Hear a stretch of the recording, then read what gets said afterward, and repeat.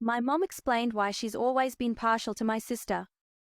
She's always far quicker to give her hugs and compliments, and she seems a bit more emotionally distant to me. I've noticed it my whole life and I've tried not to let it bother me, but things finally came to a head recently. I don't really want to get into the inciting incident that started this. Long story short, we've been looking at colleges and I was upset because it seemed like she wanted my sister to stay local more than she wanted me to. And I told her she loved my sister more than me our whole lives and she didn't give a shit about me, and I'm still not sure why. Today she came in my room and asked if we could talk. And she said there's something she felt it was time to tell me.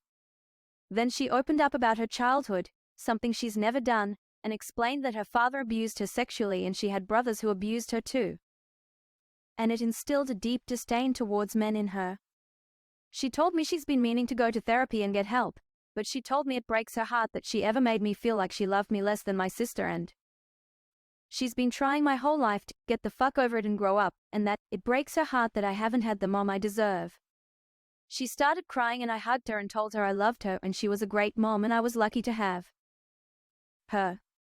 Afterwards I suggested we go out to dinner, just the two of us, and I could pay, and she said she'd take me up on that under the condition she'd pay. So we had a really nice dinner and we talked and I felt I connected with her in a way I hadn't before. I can't really explain it, but I felt like I saw her and she saw me in a different, but good, way. Overall, gonna be honest, I feel terrible because I feel like I made her trauma all about me. She's a wonderful person and I don't know why I'd accuse her of not loving me like she loves my sister. Alls I know is that I'm gonna be better to her and understand she's doing her best as we all adopt, that's all. Just figured I'd share somewhere.